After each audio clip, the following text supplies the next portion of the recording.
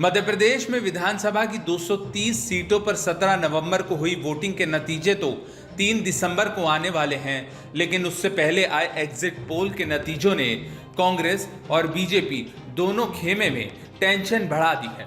MP में आधे exit poll में बीजेपी को बहुमत, तो वहीं आधे एग्जिट पोल में कांग्रेस और बीजेपी के बीच कांटे की टक्कर दिखाई गई है। न्यूज 24 टुडेज चाणक्य के एग्जिट पोल में कांग्रेस और बीजेपी की सीटों के बीच अच्छे खासे गैप का अनुमान है। इसके मुताबिक मध्य प्रदेश में बीजेपी को 151 और कांग्रेस को 74 सीटें मिलने के पूरे आसार हैं। वहीं दैनिक भास्कर ने बीजेपी को 95 से 115 और कांग्रेस को 105 से 120 सीटें मिलने का अनुमान जताया है। जन की बात के एग्जिट पोल के मुताबिक बीजेपी को 100 से 123 और कांग्रेस को 102 से 125 सीटें मिलने का अनुमान है। वहीं आज तक के एक्सिस माई इंडिया के एग्जिट पोल में भारतीय जनता पार्टी को 140 से 162 तो कांग्रेस को 68 से 90 सीटें मिल सकती हैं। मतलब ये है कि ज्यादातर एग्जिट पोल में बीजेपी की सरकार बनने के संकेत मिल रहे हैं। ऐसे में सवाल ये उठ रहा है कि कांग्रेस के कमलनाथ शिवराज के सामने फीके पड़ गए। क्या एग्जिट पोल के संकेत ये बता रहे हैं कि कांग्रेस को कमलनाथ को आगे करने का नुकसान उठाना पड़ रहा है?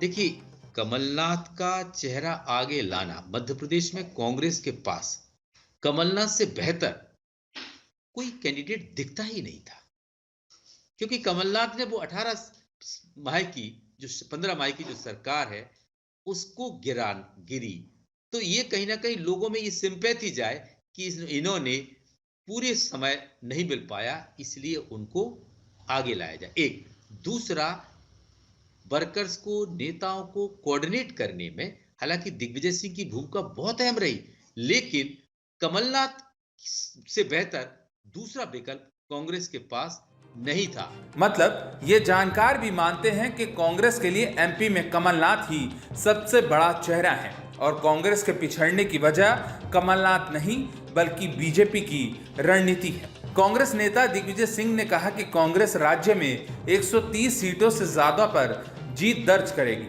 क्या कहेंगे? एग्जिट पोल के नतीजे इतने डाइवर्स हैं, उस पर कुछ कह ही नहीं सकते।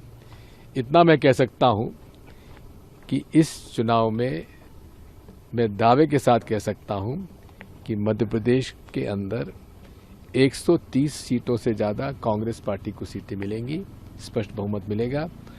लोगों में एक भावना थी बदलाव की और बदलाव का वोट मिलेगा। जनता चुनाव लड़ी है, कांग्रेस का छोटा कार्यकर्ता चुनाव लड़ा है। लोग बाग ऊब चुके हैं शिवराज सिंह चौहान, उनके झूठे वादों से और भारतीय जनता पार्टी के दुष्कर्मों से। आपको बता दें, मध्य प्रदेश में पिछले चुनाव में कांग्रेस की सरकार बनी थी, लेकिन सिंधिया की बगावत के चलते सरकार 1.5 साल के अंदर गिर गई। इसके बाद शिवराज सिंह के नेतृत्व में बीजेपी ने फिर से मध्य प्रदेश में सरकार बनाई और बाद में सिंधिया खेमे के 22 विधायक भी चुनाव जीतकर भारतीय जनता पार्टी में शामिल हो गए। इस बार के चुनाव में कांग्रेस के नेता यही कहते हुए मैदान में गए थे कि भारतीय जनता पार्टी ने जनमत का अपमान कर धोखे से सरकार बनाई है।